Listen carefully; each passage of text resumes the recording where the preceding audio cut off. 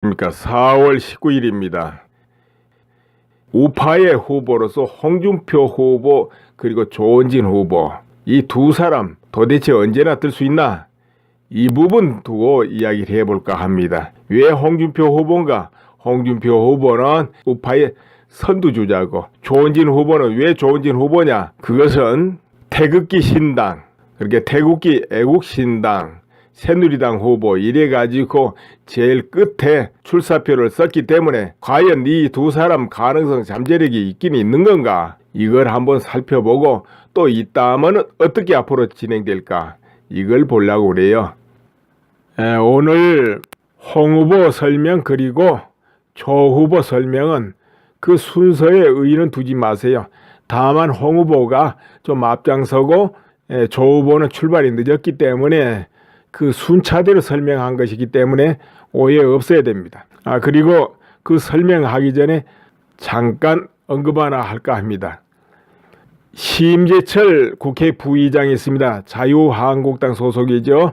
지금 제19대 대선 공동 중앙선거대책위원장을 이제 맡고 있습니다. 이분이 19일 오전 YTN 라디오 신유로 출발시 아침 여기 출연해가지고 홍 후보하고 유승민 후보 이 단일화에 관해서 의견을 피력해요. 그런데 여기서 눈에 띈 게 뭐냐 하면은 탄핵 반대를 했던 거 이런 부분들을 우리가 이렇게 생각했기 때문인데 그런 점에 대해서 미안하다는 것을 표명할 수 있을 것이다. 이런 말을 하게 돼요. 왜 그러냐 하면은 바른정당은 탄핵을 찬성해서 나간 사람들이거든요. 그러다 보니까 이런 말이 나온 것 같습니다. 또 질문에 한국당이 탄핵 반대 대국민 사과문을 발표할 가능성이 있다고 보느냐 이런 질문이 나와요. 그러니까 답변에 그런 부분들은 양쪽에서 당연히 협의할 것이라며 바른정당이 탄핵을 찬성하고 탈당을 해서 나갔습니다. 그러면은 연대를 하고 합당을 하려면은 탄핵에 찬성한 것을 사과를 해라 이렇게 하지 않고 탄핵을 반대한 자유한국당이 사과를 한다. 여러분 그거 어떻게 생각하세요? 참 단일화하고 합당을 위해서는 그런 정도야.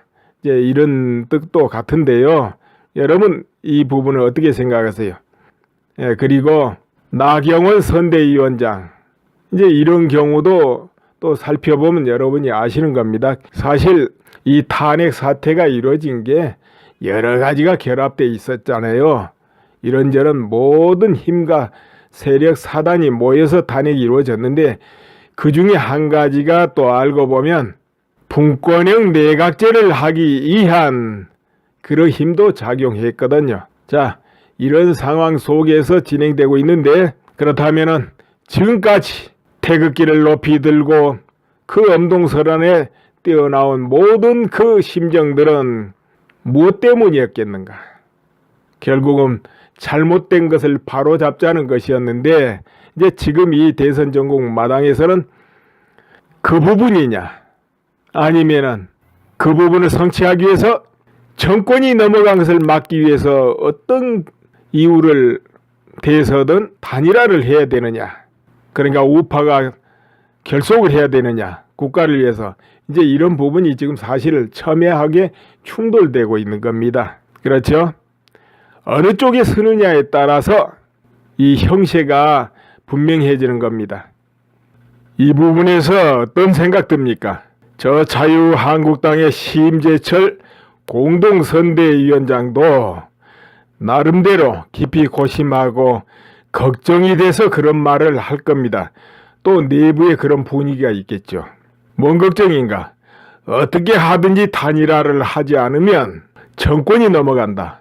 그것은 막기 위해서 이런저런 것은 감수해야 된다. 이런 마음에서 그런 말을 하지 않았을까 싶네요. 그런데 여기서 생각해 보면 그렇습니다. 애국 시민들이 그렇게 눈보라 치는데 엄동설안에 한겨울에 내 돈 내가면서 내 시간 내가면서 그렇게 목청 높여서 탄핵 무효를 해치고 진실을 알자 바로잡자 이렇게 하고 나라 걱정을 한 것이 다 결국은 모두가 사는 길을 찾자 이런 거였거든요. 그런데 그런 걱정을 진짜로 누가 더 해야 되는 겁니까? 바로 제도권, 권세 있고 힘 있고 모든 것을 가지고 있고 책임을 지고 있고 또 결재할 수 있는 그런 바로 제도권에서 더 걱정을 하고 책임을 져야 된다. 그런 것이죠. 그러니까 이 정권이 넘어간 걸 걱정한다면 누가 해야 되겠습니까? 바로 탄핵을 찬성하고 시도한 사람, 탄핵에 참여한 사람, 아니면 탄핵에 참여 안 해도 동조하고 방조하고 박수치고 이런 사람들이 걱정을 해야 되지 않겠습니까?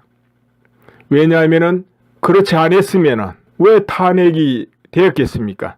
그러니까는 언론 보도를 하고 수사를 하고 헌법재판소에서 판결을 하고 이런 것이 겹쳐서 탄핵이 이루어졌잖아요. 그렇지 않고 탄핵이 되지 않았다면은 뭐 때문에 지금 급하게 정권이 넘어갈까 걱정을 하겠습니까? 걱정 안 해도 되겠죠, 여러분? 그러면 그런 요인을 유발한 언론 보도, 수사, 판결, 이렇게 그리고 정치권 여기서 책임을 져야 되는 거 아니겠습니까? 여기서 또 나라 걱정을 해야 되는 것이고, 그럼 이제 애국 시민들은 기다리고 해가지고 겨우 한번 이 투표권 행사합니다. 그때라도 자기 마음대로 자기 의지대로 표를 행사하는 것이 맞지 않겠냐 이렇게 생각이 들어요. 걱정은 그 책임을 져야 될 사람 그리고 정권이 넘어갔을 때 피해를 입을 사람들이 하고 표 행사는 다 자기가 하고 싶은데 해야 된다. 이렇게 봐죠. 그게 원래 선거의 기본이거든요. 또 그것도 5년마다 한 번 하는 거 아닙니까? 이번에는 조금 땡겨졌지만은 이 투표란 건 기다려서 한 번 하는 건데 그때마저도 이것저것 눈치 보고 또 자기 의지대로 못 찍는다. 그럼 뭐가 됩니까? 한쪽에서는 마음대로 하고 책임을 안 져버리고 한쪽에서는 책임질 일이 없는데도 늘 걱정해서 표 하나 제대로 못 찍고 이건 뭔가 불공평하다. 그런 부분이 좀 있기는 합니다. 이제 그렇다고 해서 우리가 그냥 마음 내키는 대로 할 수는 없고요. 그래도 냉정하게 우열 따져보고 이제 그렇게 해야 되겠죠. 같은 길이 뭔가 성취되는 길이 뭔가 또 이런 부분도 살펴봐야 되겠고 그것은 여러분이 판단하십시오. 자, 지금부터 그러면은 두 사람에 대해서 이제 이거는 공정하게 그냥 이야기하는 거니까 잘 듣고 여러분 판단하세요. 17일 리얼미터 이 여론조사 이렇게 보면은 문 후보가 43.8%, 안 후보 32.3%, 자유한국당 홍준표 후보 10.2% 이렇게 나옵니다. 여기에 이제 주목해야 될 것이 안 후보가 빠지고 있다는 것이고 또 자유한국당 홍준표 후보는 좀 뜨고 있다는 거죠. 항상 5%, 6%, 7% 그러고 있더니 좀 뜨고 있다. 이 부분이 보입니다. 그런데 이 2, 3일 동안에 홍 후보 그 잠재력이 좀 커지고 있는 것을 저도 느끼고 있었어요. 그런데 이제 그 전에 한번 돌아볼까요? 모든 당이 이제 경선 중이었지만 차츰차츰 경선 윤곽이 드러나고 앞선 주자들이 이제 확정되기 시작해요. 더민주, 국민의당. 이제 이때쯤 됐을 때 그때가 어느 시점이냐 하면은 박 전 대통령 구속영장 청구 시점일 거예요. 그때부터 표심이 요동을 하는데 우파 표심이 안철수 후보 쪽으로 몰리는 게 뚜렷했어요. 그러다 보니까 안철수 후보 갑자기 폭풍 뜨면서 문재인 후보하고 거의 어깨를 대등하게 하거나 앞서거니 뒤서거니 이런 분위기였다 이거죠. 그게 지금 한동안 지속됐습니다. 그러니까 홍 후보는 항상 제자리죠. 그러나 이제 홍 후보가 요 며칠간 이제 많이 또 바뀝니다. 발언이 박 전 대통령에 대해서 우호적으로 발언이 나오고 그리고 그렇게 태극기 미니를 어루만지고 끌어들이려고 우호적으로 애를 많이 씁니다. 그리고 또 차츰 홍준표 후보의 그 태도라든가 주변 사정이 안정이 되면서 우파에는 찍을 후보가 없다 이래가지고 안철수 후보 쪽으로 갔던 그런 표심들이 다시 모이는 그 기미가 지금 보입니다. 그러다 보니까 홍 후보가 여론조사에도 이제 상승하고 있는 것 같고, 그리고 우파의 잠재력이 살아있기 때문에 홍 후보의 잠재력도 살아있다. 그러니까 여론조사에 나오는 그보다는 훨씬 큰 잠재력을 가지고 있다. 이렇게 평해도 되지 않을까 싶어요. 뭐 여러분 아시다시피 이 여론조사 분위기상 탄핵 전국 뒷끝물이라 대답하는 사람만 대답하고 대답 안 하는 사람 안 하거든요. 그러다 보니까 이 왜곡이 심해지는 그런 환경이다 이거죠. 아무리 여론조사를 치밀하게 공정하게 하려고 해도 어렵다는 거죠. 거기다가 그 노력이 적다. 공정하게 하려는 노력이 적다. 그러면 말할 나이가 없는 것이죠. 편의상 하는 게 돼버리는 것 하면 말할 나이도 없는 거고, 우파 국민들이 여론조사에 현혹되는 거, 언론에 현혹돼 가지고 우파에는 찍을 후보가 없다 이래가지고 흐트러지는 거, 이것이 가장 위험한 것이죠. 그것만 없다면은 우파의 표심은 살아가지고 펄펄 뛰어가지고 달라진다. 물론 그것을 끌어모을 후보가 반드시 있어야 되겠지만은 갈수록 폭발할 수 있는 그런 잠재력이 있다.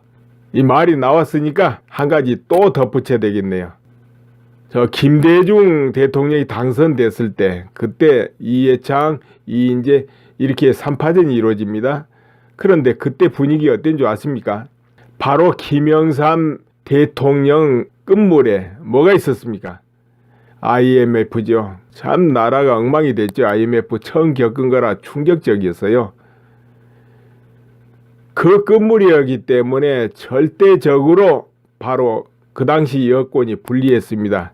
여권 이해창 씨 쪽이 불리했다 이겁니다. 사회 분위기가.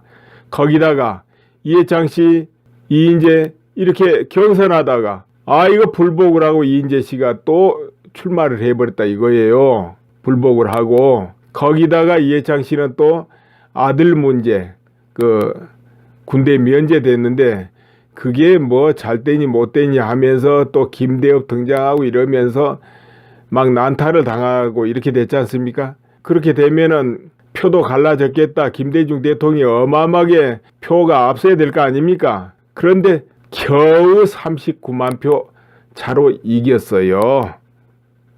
겨우 39만 표 차. 이 좌우 대결이라는 것이 만만치 않습니다. 물론 그때하고 이제 지금은 또 많이 변했습니다. 그때는 그 보수 성향 국민들이 굉장히 강했죠. 20년 전이니까. 그러나 지금은 많이 그게 희석되었습니다. 그러나 또 그걸 커버하는 부분도 있어요. 뭐냐? 60대 이상이 굉장히 많이 늘었다는 거죠. 그때 비해서. 나이가 많아지면 또 보수화됩니다. 사람들이. 나이가 많아지면은 보수화되는 경향이 농후해져요. 그런데 그 연령층이 또 많이 늘었다는 거죠. 그렇지만은 사회 분위기가 그때하고는 참 많이 다르죠. 그래서 그것을 이제 감안해 준다 해도 이 우파 표 결집이 일어나면은 절대 불리하지 않다 이런 것이죠. 더구나 탄핵 정국이 우파에 불리할 것이다. 그것이 4월 12일 재보궐선거에 나타났다 이렇게 보거든요. 그런데 의외로 자유한국당이 압승했다 이 말이에요. 특히 TK 지역에서. 이거 무엇을 의미하느냐? 여론조사하고는 반대였다는 것이죠. 표심이. 그래서 지금 우파들이 좌절하고 실망하고 해가지고 표가 흩어지면은 그거는 뭐 왜 없이 패배겠지만, 그렇지 않다면은 그 잠재력이 폭발할 수 있는 그 바탕이 충분하다. 역대로 그리고 선거가 우파가 매개 없이 엄청난 표차로 지고 그런 법이 없다. 역대로 없었다. 그 표차는 누가 이기든 여권이 이기든 야권이 이기든 것이다 이렇게 보는 거예요. 자, 다시 이어가겠습니다. 그러면 앞으로 이제 가능성이 정말 또 잠재력이 드러나고 하려면 어떻게 돼야 되느냐? 일주일, 앞으로 늦어도 열흘, 그 안에 최소한도 국민의당의 안 후보를 넘거나 비슷해져야 된다는 거죠. 키가. 자, 그럴 가능성이 있느냐? 나는 있다고 봅니다. 홍 후보한테 그 잠재력이 충분히 있어요. 왜 그러냐면은 그것이 바로 우파의 잠재력이거든요. 차츰차츰 홍 후보 쪽으로 기운이 모이고 홍 후보가 안정적인 모습을 보여주면 우파 국민들이 마음이 안심되기 때문에 홍 후보 쪽으로 결집을 하기 시작한다 그 말이에요. 다른 데로 저 안철수 후보나 다른 데로 갔던 표심이 모인다 이거죠. 든든한 모습을 보여준다면 그렇게 될 가능성이 있다 이거죠. 잠재력이 있다는 거죠. 이제 그렇게 되면은 이제 그쯤에는 단일화 이야기가 또 불붙게 되고, 만약 단일화를 이룬다면은 결국은 어떻게 되느냐, 문재인 후보하고 양자 대결로 갈 수 있다, 이렇게 되는 것이죠. 그런 가능성, 잠재력이 있다, 나는 그렇게 평가하고 싶어요. 물론 홍 후보가 앞으로 계속 어떤 모습을 보여주느냐, 이게 중요합니다. 특히 이제 TV 토론도 하고 그런데 거기서 실제적으로 국민에게 안정감과 믿음, 이런 것을 확실하게 이제 각인시키는 것, 그것도 필요하겠죠. 전국적으로 영향 미치는 거, 이런 경우는 TV 토론이 크거든요.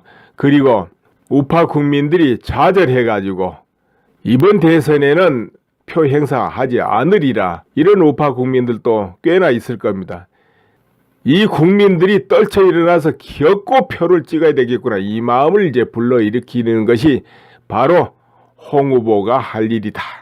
이제 이 부분에 깊은 연구가 필요하다, 난 그렇게 봅니다. 그러면은 충분히 그 잠재력이 발휘되지 않겠냐, 이렇게 보고, 그 반대가 돼버린다 하면은 그 잠재력은 발휘되지 않고 꺼져버릴 수도 있는 이런 부분도 있다, 이렇게 말할 수 있고요.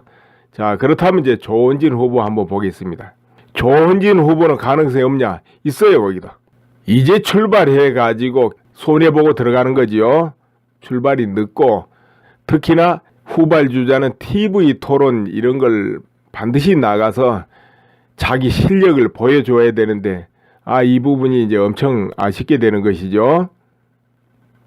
TV 토론을 못하게 되니까. 그렇다면은 제3의 언론, 유튜브라든가 카톡이라든가 트위터, 페이스북, 이 제3의 언론으로, 그리고 발로 뛰어가지고 선거운동 할 수밖에 없는 이 한계점을 지니게 되는 겁니다. 그러나 가능성이 있다, 이런 거죠. 그런데 또 한 가지 약점이 뭐겠습니까? 조원진 후보를 지지하는 그런 국민들도 아쉬워하는 부분이 있다 이거예요. 뭐냐? 국회의원이 없는 당이다 이거죠. 자기 혼자뿐인 당. 그러니까 태극기 애국신당 새누리당은 신생정당입니다. 곧 시민이 만든 정당이다 이거예요. 탄핵 무효를 외친 그런 애국 시민이 만든 정당입니다. 그러다 보니까 국회의원이 따로 없죠. 물론 가능성과 힘은 큽니다. 지금도. 왜냐하면 거기에 그야말로 진성당은 계속 가입하고 있고 늘고 있고 하기 때문에 그 힘이 커요. 자, 여기에서 조원진 후보가 잠재력을 발휘하고 뜰 수 있는 건 뭐냐? 이제 홍 후보하고 단일화를 해서 바로 조원진 후보로 단일화되는 것입니다. 여기에 이제 전제 조건이 붙게 될 겁니다. 뭐냐? 단일화하면 당연히 자유한국당하고는 같은 연대하고 합당이 된다, 이런 전제 조건이 붙으면은 조원진 후보에 대한 그 기반이 없다, 이것이 해소되는 겁니다. 그러니까 단일화에 성공하고 자유한국당의 그 당력하고 같이 결합이 된다 이거예요. 연대. 그렇게 되면은 바로 조원진 후보 약점이 해소되는 겁니다. 그럼 결국은 어떻게 돼야 되느냐 하면은 태극기 애국신당 새누리당이 자유한국당하고 연대를 거치면서 하나가 되거나 정립이 돼야 된다는 것이죠. 이렇게 될 때는 조원진 후보 약점이 없어지는 겁니다. 자, 그렇게 되려면은 어떻게 하든지 열흘 안에 바로 홍준표 후보를 따라잡거나 거의 가까이 추적할 수 있는 힘을 보여줘야 됩니다. 그 힘을. 그렇죠. 근데 그 가능성이 없냐? 있다 이거예요. 그러니까 따라 붙고 그 지지자들이 열성적으로 응원하고 지원해가지고 같이 뛰고 알리고 하다 보면은 홍 후보를 따라잡을 수도 있고 따라갈 수도 있는 잠재력이 있다 이겁니다. 그렇게만 분위기 조성되고 아까 말했듯이 단일화하고 자유한국당하고는 연대를 한다.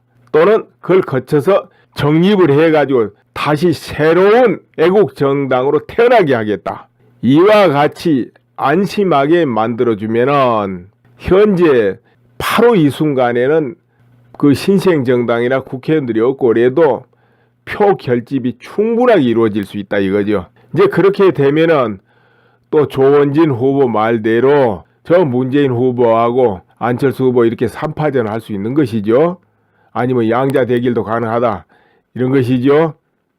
굉장히 이제 험난한 길이 앞에 놓여 있습니다만은 노력하기에 따라서 그렇게 될 수 있다. 지금 그러니까 당장의 조원진 후보가 국회의원이 당이 없다 이런 거는 사실은 뛰어넘을 수 있다 이거죠. 자유한국당하고 연대를 말하고 단일화 말하고 그 힘을 다시 정립시키겠다. 태극기 미니 힘으로 이렇게 주장하고 나가면은 그러면 새누리당과 자유한국당이 힘을 합하는 것이기 때문에 자신의 그 기반이 약한 것을 커버할 수 있게 되는 것이고 어떻게 하든지 홍준표 후보와 어깨가 비슷해지거나 능가해버리면 되는 것이죠. 앞으로 일주일에서 그 열흘 그 사이에 조원진 후보가 홍 후보하고 거의 키를 맞춰야 된다는 것이죠. 홍 후보하고 이제 그렇게 노력을 해야 되겠죠. 일주일 동안에. 물론 이제 여러 여건이 많이 힘들어요. 워낙 출발을 늦게 한 데다가 아까 말한 이제 신생정당이고 이런 부분 또 TV 토론에 못 나가고 있는 거 이런 것이 굉장히 참 어려운 부분이죠. 이제 보완하는 방법으로 홍준표 후보 단일화하고 자유한국당하고 연대하고 그 부분을 재정립시키겠다. 이 부분을 이제 내세워야 될 겁니다. 그런데 그 힘을 바로 태극기를 든 애국 시민이 나서고 그 바탕으로 그렇게 하겠다. 이것을 강조해서 믿음성을 확보한다면은 지금보다 훨씬 더 뜰 수 있지 않겠냐. 표심을 안정시키지 않겠냐 이렇게 보고 또 그렇거나 말거나 조원진 후보가 또 나는 좋다 해가지고 찍는 애국 국민이 많으면 또 뜨게 되는 것이고 그런 것이죠. 아무튼 일주일 안에 어떤 모습을 이제 보여주는가 이것을 이제 나도 한번 지켜볼 거예요. 다시 한번 말씀드리자면 당연히 지금 야권이 엄청나게 강세다. 문 후보, 안 후보 둘이 나누어서도 강세다. 그런데 우파 후보들은 아주 약세다. 그럼 어떻게 되겠습니까? 자연히 심리적으로 이번 선거는 해봐도 소용없구나 하고는 그야말로 좌절해가지고 투표장에 안 나가버리는 것. 이것이야말로 함정이다. 이것은 큰 함정이다. 이렇게 생각하시면 돼요. 그러니까 두 갈래 나오지요. 투표장에 가는 걸 포기해버리고 그리고 또 표가 흩어지는 거. 이것이 바로 함정이라는 거. 이 부분 잘 생각해야 됩니다. 여기에 흘리지 않는다면은 자연히 여야 좌우 다른 대선과 같은 그런 양상으로 흘러가게 돼 있습니다. 다만 여기 변수가 거기에 흘리지 않고 반드시 가서 찍겠다. 기어코 가서 선거에 참여하겠다. 그것이면 충분하지 않겠냐 이렇게 봅니다. 홍 후보도 강점 있고 조 후보도 분명히 강점이 있습니다. 그렇다면 조원진 후보의 강점은 뭐가 있을까요? 내가 이렇게 생각해 보건대 그래도 몇 개월 동안 시청 앞에서 수십만 백만 앞에서 그 연설하고 얼굴을 알리고 한 것이 큰 강점 아니겠나. 그리고 굉장히 수도분하고 사람 좋아 보이고 또 순수하고 용기 있고 이런 부분이 이제 강점인데 그러니까 태극기 민의를 바탕으로 나온 후보다. 이것을 이제 강조할 필요가 있고 그러려면은 박 전 대통령을 전면에 내세울 수밖에 없다. 이것이죠. 그러니까 여기저기 박 전 대통령 붙이고 다니는 것도 괜찮겠죠. 그런데 그렇다면은 전 국민 상대로 그건 또 거부 반응이 있지 않을까? 물론 그럴 수 있습니다. 그러나 자기 강점을 그렇다고 해서 감추면 안 되죠. 더 강조해야 됩니다. 자, 강조하고 그렇게 하면서 한편으로는 각계각층이 무엇을 바라는가 여기에 공약을 내세우고 해야 되겠죠. 60대 이상 노년층은 뭐가 또 소망일까요? 노후가 불안하니까 또 건강 이런 것 때문에 다 걱정되고 그렇지 않습니까? 그래서 그런 부분에 공약을 개발하고 또 20, 30대는 뭐가 또 소망이겠습니까? 좋은 직장 얻는 거 이런 거 아니겠습니까? 특히나 비정규직은 정규직 되고 싶고 이런 부분에 고민해서 공약을 이렇게 내세우고 30대, 40대, 50대 다 그 생각이 다르고 바라는 게 조금씩 다르겠죠. 이 부분을 고민해 가지고 와닿는 공약을 내세우면 좋지 않겠는가. 왜냐 아직은 순수한 열정이 있다, 젊다, 이것을 이제 강하게 내세워서 해나가면 그래도 효과가 있지 않을까 이런 생각을 해봅니다. 그리고 앞서 말했지만은 이제 바탕이 약한 거 그건 약점인데 그거는 이제 보강을 해야 된다 이거죠. 저 홍준표 후보 단일화를 거론하고 그리고 자유한국당하고 함께 연대하고 그리고 자유한국당을 또 바로 반듯하게 정립해가지고 이와 같이 내세우는 것도 괜찮겠죠. 물론 지금 엄연히 타 당인데 앞으로 단일화를 한다면 그렇게 할 수 있는 거 아닌가요? 그래서 그 부분은 이제 정치인 또 조원진 후보가 더 잘할 테니까 그렇게 내세우고 자기 약점은 메우고 강점은 드러내고 이렇게 하면 되지 않을까 싶고 또 아무래도 언론에서 잘 띄워주지 않는 부분이 있고 여론조사 부분에서 불리하고 또 토론도 못 나오고 그러니까 그것은 제3의 언론을 열심히 활용하고 그러면은 그 메꿔 나가지 않겠냐 이렇게 싶어지네요. 아무튼 열심히 하는 게 좋고 이제 홍준표 후보는 역시 강점이 큰 당을 얻고 있는 거 그 강점 아니겠습니까? 김진태 후보가 자유한국당 그 후보로 나왔어도 역시 그 큰 강점을 업어서 금방 전국구 스타가 되고 그럴 수 있는 거 아니겠습니까? 그러니까 홍준표 후보는 그것이 이제 정말 큰 강점이죠. 그러니까 그 강점은 잘 살려서 조직을 활성화하고 또 여러 사람들은 여러 국회의원 적극적인 지원을 힘입고 그건 이제 강점이니까 이거 살려야죠.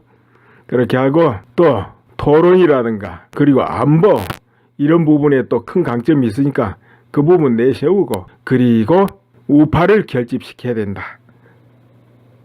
어떻게 하든지 우파를 결집시키고 그 바탕에서 20대, 30대, 40대, 50대, 60대 공약을 개발하고 이러면 되지 않겠는가 이런 생각을 해봅니다. 우파 후보들에 대해서 좀 현 실정을 한번 살펴보고 또 어느 정도 잠재력을 가지고 있겠나 이 부분을 한번 추정해 봤습니다. 예, 감사합니다. 그리고 알려드립니다. 간혹 댓글에 보면은 월드 미래판 연구소 소장 그러면 되는데 그냥 소장 그러면 칭하면 됩니다. 그런데 거기에 뜬금없이 김경재 총재 혹은 양동안 박사 또 어떤 이는 또 이화영 목사 그렇게 칭해요. 또 어떤 이는 박안철 씨라는 거예요. 그게 어디서 그런 이름이 나오는지 모르겠지만은 저는 그런 분하고는 전혀 상관이 없어요. 그러니까 그런 댓글 달지 마세요. 아니니까. 그리고 누군가 그런 댓글 다니면 아니라고 또 해주세요. 그거 몰라서 그러니까. 저는 상관이 그분들하고 없어요. 전혀. 그리고 유튜브 사용 다들 잘 아시죠? 퍼가기도 하고 여러 사람 보내기도 하고 무료 구독 뭐 이런 것도 다들 하시는데 아직 그런 거 잘 모르신 분이 있어요. 또 그렇게 하고 싶어도 이상하게 그게 안 보여가지고 못하는 이도 있을 거예요. 그래서 그 부분 잠깐 설명드릴게요. 우선 스마트폰으로 다 하지요. 스마트폰. 그럼 스마트폰에서 유튜브에 들어가서 댓글도 달고 무료 구독도 신청하고 하려면은 우선 구글 계정을 열어야 됩니다. 그거는 스마트폰 구입하면 구글 계정 열으라고 그거 떠요. 이 안드로이드폰 삼성전자 뭐 이런 경우는. 그런데 구글 계정 그건 환경 설정에 가면 추가할 수 있습니다. 구글 계정 뒤늦게라도 추가가 돼요. 환경 설정 가서 구글 계정을 하나 만들면은 아이디 비밀번호 하나 만드세요. 그러면은 유튜브고 지메일이고 모두 다 열리는 겁니다. 그럼 유튜브 보면 자동으로 탁 열려요. 그럼 거기에 자 무료 구독을 신청하자 할 것 같으면은 유튜브 화면 밑에 구독이라고 글자 있어요. 찾아보면 그 구독 옆에 눌러놓으면 구독 중으로 바뀝니다. 네, 그렇게 되면은 이 영상이 올라올 때마다 딱 통보가 오지요. 영상 올라왔습니다 하고 그럼 그때 열어보면 돼요.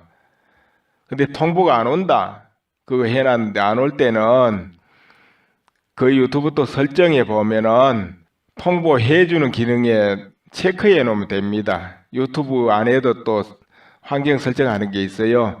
설정하는 게 가만 저 위에 이렇게 보면은 톱니바퀴식으로 되어 있기도 하고 보통 스마트폰에는 이렇게 선을 짤막하게 막대기를 3개 꺼놨거나 또 설정이거나 이렇게 해 놓습니다.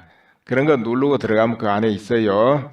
자, 그리고 무료 구독은 구독 중이라 그러면 하면 되고 그렇다면은 여러 사람 보내기는 어떻게 하느냐? 여러 사람에게 내게 보내야 되겠다. 그때는 유튜브 화면 가만히 보세요. 그 화면 안에 살짝 오른쪽입니다. 그 윗부분에 보면은 거기 화살표가 하나 나와요. 그 화살표 누르고 들어가면은 거기 카카오톡, 이메일, 페이스북, 트위터 이런 아이콘이 보입니다. 아, 그러면 나는 카카오톡으로 보내야 되겠다 하면 카카오톡 딱 누르세요. 그게 쉽죠? 카카오톡 들어가면은 자기 아는 사람들 이름이 나오겠죠. 그럼 그 중에 이 사람한테 보내야 되겠다 하면 거기만 체크하세요. 10명이든 뭐 몇 명이든. 그래서 확인해서 보내면 날아갑니다. 저장하든지 확인하든지 하면 날아가게 돼 있어요. 여러 사람 보내기는 그렇게 하세요. 이제 PC 그러니까 컴퓨터에서도 구글 계정 뭐 지메일이든 뭐든 로그인 해가지고 하면은 유튜브에서 그렇게 다 할 수 있습니다. 유튜브 그 컴퓨터에는 유튜브 하면 바로 왼쪽인데 살짝 아래에 보면 공유란 글자가 있습니다. 공유 추가 글자 옆에 공유가 있습니다. 그 공유 눌러 들어가면 아까처럼 그렇게 보낼 수 있어요. 또 거기도 화면 딱 안에 화살표 있습니다. 찾아서 보내면 돼요. 이제 그렇게 돼 있고요. 그러면 이제 월드 미래판 연구소에서 올려놓은 지난 오래된 영상도 한번 같이 봐야 되겠다. 찾아봐야 되겠다 할 때는 간단합니다. 유튜브 화면 바로 딱 왼쪽 아래 보면은 올린 사람 이름이 나옵니다. 거기에 월드 미래판 연구소 그 이름을 누르세요. 그러니까 동영상 밑에는 반드시 올린 사람 이름이 있습니다. 어떤 동영상이든 올린 사람 이름이 바로 밑에 있어요. 동영상 바로 밑에.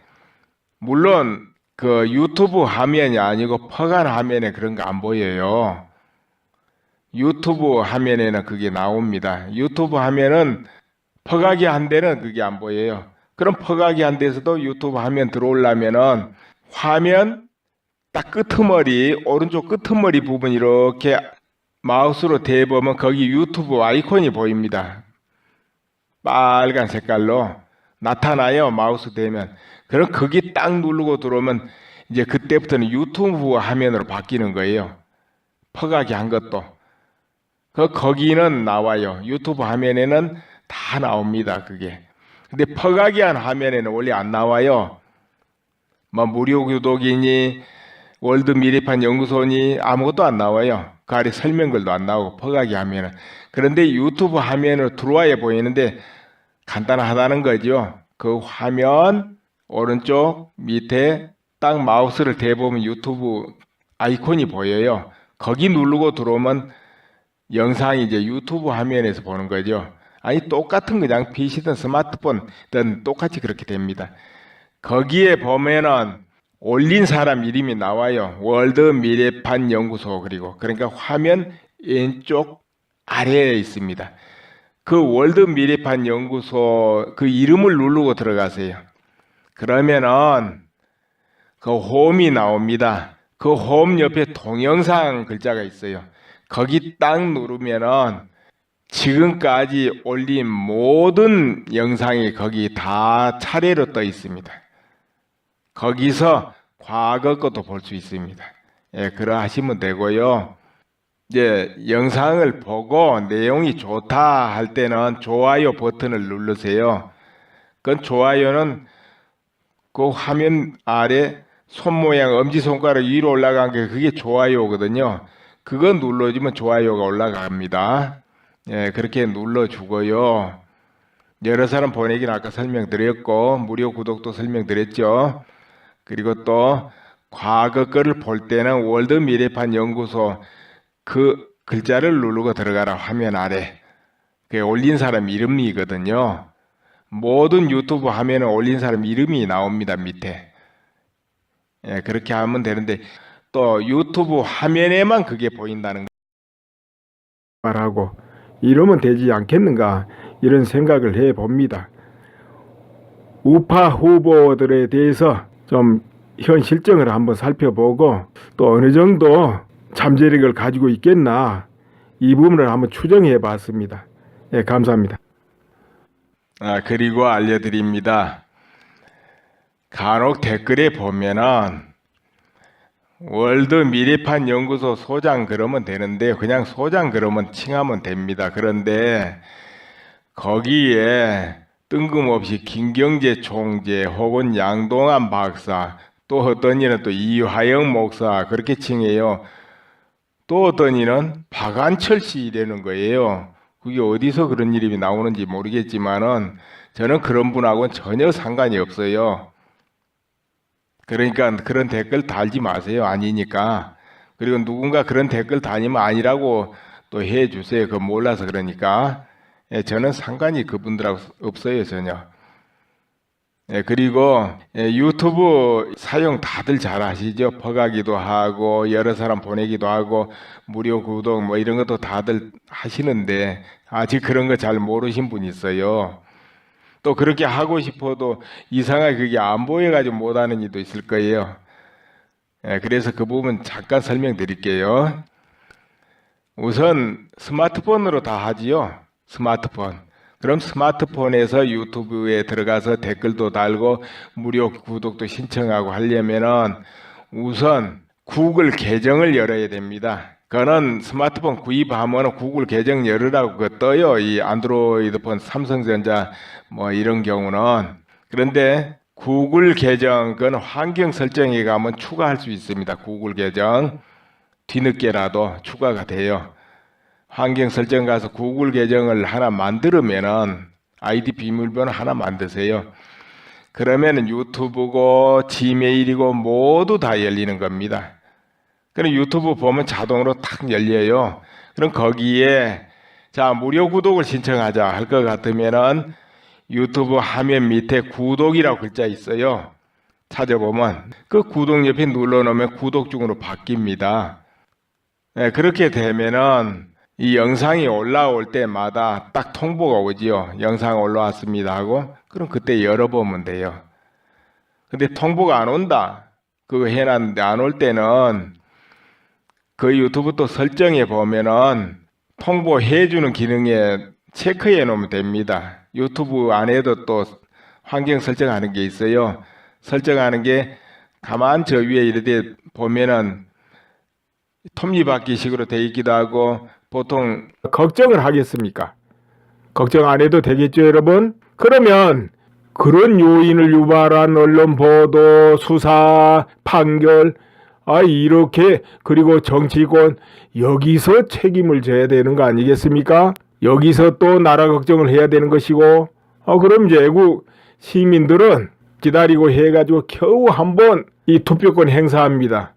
그때라도 자기 마음대로 자기 의지대로 표를 행사하는 것이 맞지 않겠냐 이렇게 생각이 들어요. 걱정은 그 책임을 져야 될 사람 그리고 정권이 넘어갔을 때 피해를 입을 사람들이 하고 표 행사는 다 자기가 하고 싶은데 해야 된다. 이렇게 봐죠. 그게 원래 선거의 기본이거든요. 또 그것도 5년마다 한 번 하는 거 아닙니까? 이번에는 조금 땡겨졌지만은 이 투표란 건 기다리고 기다려서 한 번 하는 건데 그때마저도 이것저것 눈치 보고 또 자기 의지대로 못 찍는다. 그럼 뭐가 됩니까? 한쪽에서는 마음대로 하고 책임을 안 져버리고 한쪽에서는 책임질 일이 없는데도 늘 걱정해서 표 하나 제대로 못 찍고 이건 뭔가 불공평하다. 그런 부분이 좀 있기는 합니다. 이제 그렇다고 해서 뭐 우리가 그냥 마음 내키는 대로 할 수는 없고요. 그래도 냉정하게 우열 따져보고 이제 그렇게 해야 되겠죠. 같은 길이 뭔가 성취되는 길이 뭔가 또 이런 부분도 살펴봐야 되겠고 그것은 여러분이 판단하십시오. 자, 지금부터 그러면은 두 사람에 대해서 이제 이거는 공정하게 그냥 이야기하는 거니까 잘 듣고 여러분 판단하세요. 17일 리얼미터 이 여론조사 이렇게 보면은 문 후보가 43.8%, 안 후보 32.3%, 자유한국당 홍준표 후보 10.2% 이렇게 나옵니다. 여기에 이제 주목해야 될 것이 안 후보가 빠지고 있다는 것이고 또 자유한국당 홍준표 후보는 좀 뜨고 있다는 거죠. 항상 5%, 6%, 7% 그러고 있더니 좀 뜨고 있다. 이 부분이 보입니다. 그런데 이 2, 3일 동안에 홍 후보 그 잠재력이 좀 커지고 있는 것을 저도 느끼고 있었어요. 그런데 이제 그 전에 한번 돌아볼까요? 이제 모든 당이 이제 경선 중이었지만 차츰차츰 경선 윤곽이 드러나고 앞선 주자들이 이제 확정되기 시작해요. 더민주, 국민의당. 이제 이때쯤 됐을 때 그때가 어느 시점이냐 하면은 박 전 대통령 구속영장 청구 시점일 거예요. 그때부터 표심이 요동을 하는데 여론조사에 현혹되는 거, 언론에 현혹돼 가지고 우파에는 찍을 후보가 없다. 이래가지고 흐트러지는 거. 이것이 가장 위험한 것이죠. 그것만 없다면은 우파의 표심은 살아가지고 펄펄 뛰어가지고 달라진다. 물론 그것을 끌어모을 후보가 반드시 있어야 되겠지만은 갈수록 폭발할 수 있는 그런 잠재력이 있다. 이 말이 나왔으니까 한 가지 또 덧붙여야 되겠네요. 저 김대중 대통령이 당선됐을 때 그때 이해창, 이인재 이렇게 3파전이 이루어집니다. 그런데 그때 분위기 어땠는 줄 아십니까? 바로 김영삼 대통령 끝물에 뭐가 있었습니까? IMF죠. 참 나라가 엉망이 됐죠. IMF 처음 겪은 거라 충격적이었어요. 그 끝물이었기 때문에 절대적으로 바로 그 당시 여권이 불리했습니다. 여권 이해창 씨 쪽이 불리했다 이겁니다. 사회 분위기가. 거기다가 이해창 씨, 이인재 이렇게 경선하다가 이거 불복을 하고 이인재 씨가 또 출마를 해버렸다 이거예요. 불복을 하고 거기다가 이해창 씨는 또 아들 문제 군대 면제됐는데 그게 뭐 잘 되니 못 되니 하면서 또 김대엽 등장하고 이러면서 막 난타를 당하고 이렇게 됐지 않습니까? 그렇게 되면은 표도 갈라졌겠다. 김대중 대통령이 어마어마하게 표가 앞서야 될 거 아닙니까? 그런데 겨우 39만 표 차로 이겼어요. 겨우 39만 표 차.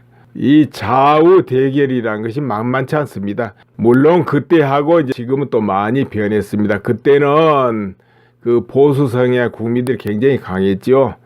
20년 전이니까. 그러나 지금은 많이 그게 희석되었습니다. 그러나 또 그걸 커버하는 부분도 있어요. 뭐냐? 60대 이상이 굉장히 많이 늘었다는 거죠. 그때 비해서.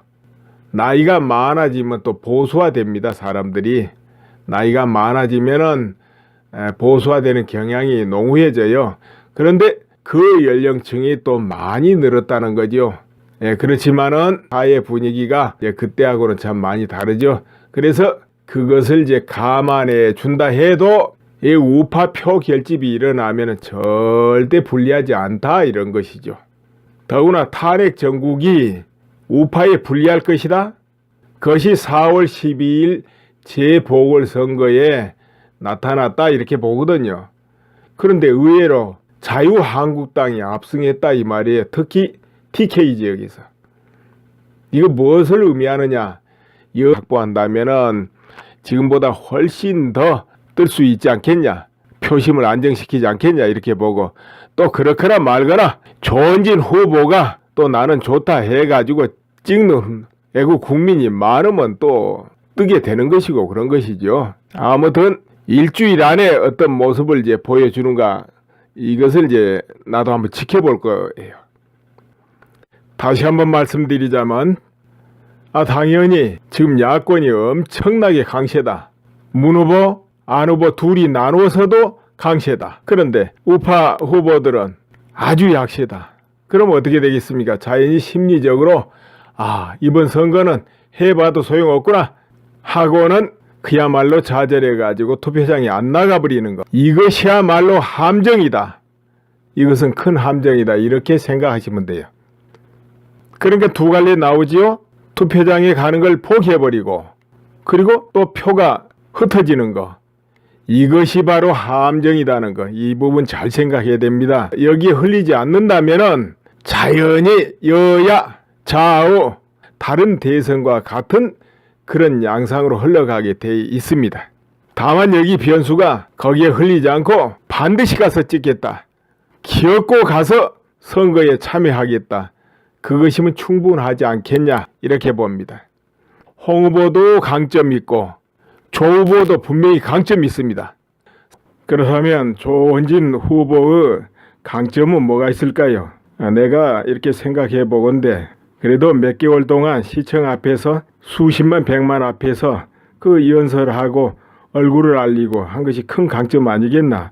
그리고 굉장히 수도분하고 사람 좋아 보이고 또 순수하고 용기 있고 이런 부분이 이제 강점인데 그러니까 태극기 민의를 바탕으로 나온 후보다. 이것을 이제 강조할 필요가 있고 그러려면은 박 전 대통령을 전면에 내세울 수밖에 없다.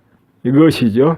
그러니까 여기저기 박 전 대통령 붙이고 다니는 것도 괜찮겠죠. 그런데 그렇다면은 전 국민 상대로 그건 또 거부 반응이 있지 않을까? 물론 그럴 수 있습니다. 그러나 자기 강점을 그렇다고 해서 감추면 안 되죠. 더 강조해야 됩니다. 자, 강조하고 그렇게 하면서 한편으로는 각계각층이 무엇을 바라는가 여기에 공약을 내세우고 해야 되겠죠. 60대 이상 노년층은 뭐가 또 소망일까요? 노후가 불안하니까 또 건강 이런 것 때문에 다 걱정되고 그렇지 않습니까? 그래서 그런 부분에 공약을 개발하고 또 20, 30대는 뭐가 또 소망이겠습니까? 뭐냐? 60대 이상이 굉장히 많이 늘었다는 거죠. 그때 비해서. 나이가 많아지면 또 보수화됩니다. 사람들이. 나이가 많아지면은 보수화되는 경향이 농후해져요. 그런데 그 연령층이 또 많이 늘었다는 거죠. 그렇지만은 사회 분위기가 그때하고는 참 많이 다르죠. 그래서 그것을 이제 감안해 준다 해도 이 우파 표 결집이 일어나면 절대 불리하지 않다 이런 것이죠. 더구나 탄핵 정국이 우파에 불리할 것이다. 그것이 4월 12일 재보궐선거에 나타났다 이렇게 보거든요. 그런데 의외로 자유한국당이 압승했다 이 말이에요. 특히 TK 지역에서. 이거 무엇을 의미하느냐? 여론조사하고는 반대였다는 것이죠. 표심이. 그래서 지금 우파들이 좌절하고 실망하고 해가지고 표가 흩어지면은 그거는 뭐 외 없이 패배겠지만 그렇지 않다면은 그 잠재력이 폭발할 수 있는 그 바탕이 충분하다. 역대로 그리고 선거가 우파가 매개 없이 엄청난 표차로 지고 그런 법이 없다. 역대로 없었다. 그 표차는 누가 이기든 여권이 이기든 야권이 이기든 것이다 이렇게 보는 거예요. 자, 다시 이어가겠습니다. 그러면 앞으로 이제 가능성이 정말 또 잠재력이 드러나고 하려면 어떻게 돼야 되느냐? 일주일, 앞으로 늦어도 열흘, 그 안에 최소한도 국민의당의 안 후보를 넘거나 비슷해져야 된다는 거죠. 키가. 자, 그럴 가능성이 있느냐? 나는 있다고 봅니다. 홍 후보한테 그 잠재력이 충분히 있어요. 왜 그러냐면은 그것이 바로 우파의 잠재력이거든요. 차츰차츰 홍 후보 쪽으로 기운이 모이고 홍 후보가 안정적인 모습을 보여주면 우파 국민들이 마음이 안심되기 때문에 홍 후보 쪽으로 결집을 하기 시작한다 그 말이에요. 다른 데로 저 안철수 후보나 다른 데로 같은 표심이 모인다 이거죠. 든든한 모습을 보여준다면 그렇게 될 가능성이 있다 이거죠. 잠재력이 있다는 거죠. 이제 그렇게 되면은 이제 그쯤에는 단일화 이야기가 또 불붙게 되고 만약 단일화를 이룬다면은 결국은 어떻게 되느냐? 문재인 후보하고 양자 대결로 갈 수 있다. 이렇게 되는 것이죠. 그런 가능성 잠재력이 있다 나는 그렇게 평가하고 싶어요. 물론 홍 후보가 앞으로 계속 어떤 모습을 보여주느냐 이게 중요합니다. 특히 이제 TV 토론도 하고 그런데 거기서 실제 가능성이 정말 또 잠재력이 드러나고 하려면 어떻게 돼야 되느냐? 일주일, 앞으로 늦어도 열흘, 그 안에 최소한도 국민의당의 안 후보를 넘거나 비슷해져야 된다는 거죠. 키가. 자, 그럴 가능성이 있느냐? 나는 있다고 봅니다. 홍 후보한테 그 잠재력이 충분히 있어요. 왜 그러냐면은 그것이 바로 우파의 잠재력이거든요. 차츰차츰 홍 후보 쪽으로 기운이 모이고 홍 후보가 안정적인 모습을 보여주면 우파 국민들이 마음이 안심되기 때문에 홍 후보 쪽으로 결집을 하기 시작한다 그 말이에요. 다른 데로 저 안철수 후보나 다른 데로 같은 표심이 모인다 이거죠. 든든한 모습을 보여준다면 그렇게 될 가능성이 있다 이거죠. 잠재력이 있다는 거죠. 이제 그렇게 되면은 이제 그쯤에는 단일화 이야기가 또 불붙게 되고 만약 단일화를 이룬다면은 결국은 어떻게 되느냐? 문재인 후보하고 양자 대결로 갈 수 있다. 이렇게 되는 것이죠. 그런 가능성 잠재력이 있다 나는 그렇게 평가하고 싶어요. 물론 홍 후보가 앞으로 계속 어떤 모습을 보여주느냐 이게 중요합니다. 특히 이제 TV 토론도 하고 그런데 거기서 실제적으로 국민에게 안정감과 믿음 이런 것을 확실하게 이제 각인시키는 것 그것도 필요하겠죠. 전국적으로 영향 미치는 거 이런 경우는 TV 토론이 크거든요. 그리고 우파 국민들이 좌절해가지고 이번 대선에는 표 행사하지 않으리라 이런 우파 국민들도 꽤나 있을 겁니다. 이 국민들이 떨쳐 일어나서 기어코 표를 찍어야 되겠구나 이 마음을 이제 불러일으키는 것이 바로 홍 후보가 할 일이다. 이제 이 부분에 깊은 연구가 필요하다.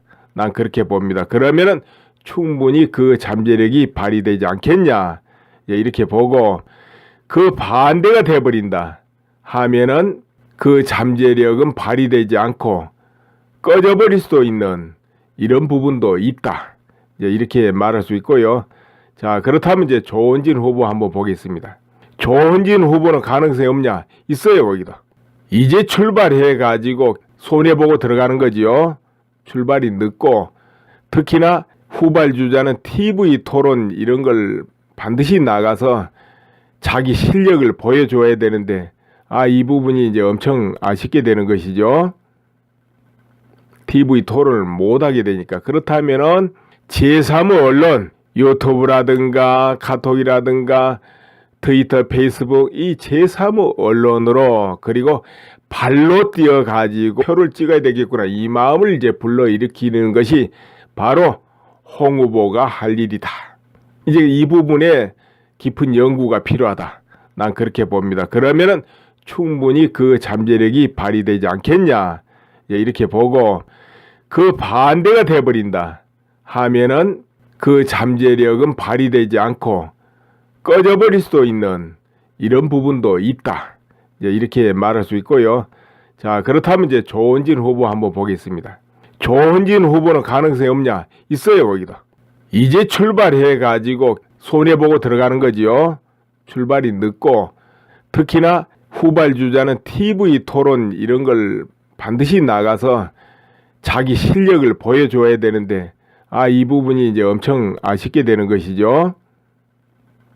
TV 토론을 못하게 되니까. 그렇다면은 제3의 언론, 유튜브라든가 카톡이라든가 트위터, 페이스북 이 제3의 언론으로 그리고 발로 뛰어가지고 선거운동 할 수밖에 없는 이 한계점을 지니게 되는 겁니다. 그러나 가능성이 있다 이런 거죠. 그런데 또 한 가지 약점이 뭐겠습니까? 조원진 후보를 지지하는 그런 국민들도 아쉬워하는 부분이 있다 이거예요. 뭐냐? 국회의원이 없는 당이다 이거죠. 자기 혼자뿐인 당.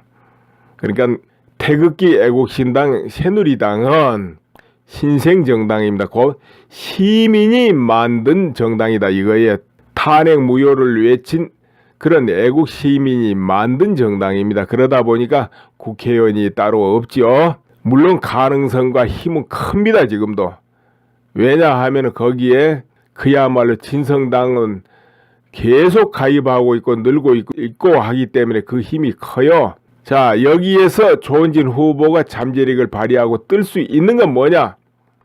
이제 홍 후보하고 단일화를 해서 바로 조원진 후보로 단일화되는 것입니다. 여기에 이제 전제 조건이 붙게 될 겁니다. 뭐냐? 단일화하면 당연히 자유한국당하고는 같은 연대하고 합당이 된다. 이런 전제 조건이 붙으면은 조원진 후보에 대한 그 기반이 없다. 이것이 해소되는 겁니다. 그러니까 단일화에 성공하고 자유한국당의 그 당력하고 같이 결합이 된다 이거예요. 연대. 그렇게 되면은 바로 조원진 후보 약점이 해소되는 겁니다. 그럼 결국은 어떻게 돼야 되느냐 하면은 태극기 애국신당 새누리당이 자유한국당하고 연대를 거치면서 하나가 되거나 정립이 돼야 된다는 것이죠. 이렇게 될 때는 그리고 한쪽에서는 책임질 일이 없는데도 늘 걱정해서 표 하나 제대로 못 찍고 이건 뭔가 불공평하다 그런 부분이 좀 있기는 합니다. 이제 그렇다고 해서 뭐 우리가 그냥 마음 내키는 대로 할 수는 없고요. 그래도 냉정하게 우열 따져보고 이제 그렇게 해야 되겠죠. 같은 길이 뭔가 성취되는 길이 뭔가 또 이런 부분도 살펴봐야 되겠고 그것은 여러분이 판단하십시오. 자, 지금부터 그러면은 두 사람에 대해서 이제 이거는 공정하게 그냥 이야기하는 거니까 잘 듣고 여러분 판단하세요. 17일 리얼미터 이 여론조사 이렇게 보면은 문 후보가 43.8%, 안 후보 32.3%, 자유한국당 홍준표 후보 10.2% 이렇게 나옵니다. 여기에 이제 주목해야 될 것이 안 후보가 빠지고 있다는 것이고 또 자유한국당 홍준표 후보는 좀 뜨고 있다는 거죠. 항상 5%, 6%, 7% 그러고 있더니 좀 뜨고 있다. 이 부분이 보입니다. 그런데 이 2, 3일 동안에 홍 후보 그 잠재력이 좀 커지고 있는 것을 저도 느끼고 있었어요. 그런데 이제 그 전에 한번 돌아볼까요? 이제 모든 당이 이제 경선 중이었지만 차츰차츰 경선 윤곽이 드러나고 앞선 주자들이 이제 확정되기 시작해요. 더민주, 국민의당. 이제 이때쯤 됐을 때 그때가 어느 시점이냐 하면은 박 전 대통령 구속영장 청구 시점일 거예요. 그때부터 표심이 요동을 하는데 우파 표심이 안철수 후보 쪽으로 몰리는 게 뚜렷했어요. 그러다 보니까 안철수 후보 갑자기 폭풍 뜨면서 문재인 후보하고 거의 어깨를 대등하게 하거나 앞서거니 뒤서거니 이런 분위기였다 이거죠. 그게 지금 한동안 지속됐습니다. 그러니까 홍 후보는 항상 제자리죠. 그러나 이제 홍 후보가 요 며칠간 이제 많이 또 바뀝니다. 발언이 박 전 대통령에 대해서 우호적으로 발언이 나오고 그리고 그렇게 태극기 민의를 어루만지고 끌어들이려고 우호적으로 애를 많이 씁니다. 그리고 또 차츰 홍준표 후보의 그 태도라든가 주변 사정이 안정이 되면서 우파에는 찍을 후보가 없다 이래가지고 안철수 후보 쪽으로 갔던 그런 표심들이 다시 모이는 그 기미가 지금 보입니다. 그러다 보니까 홍 후보가 여론조사에도 이제 상승하고 있는 것 같고, 그리고 우파의 잠재력이 살아있기 때문에 홍 후보의 잠재력도 살아있다. 그러니까 여론조사에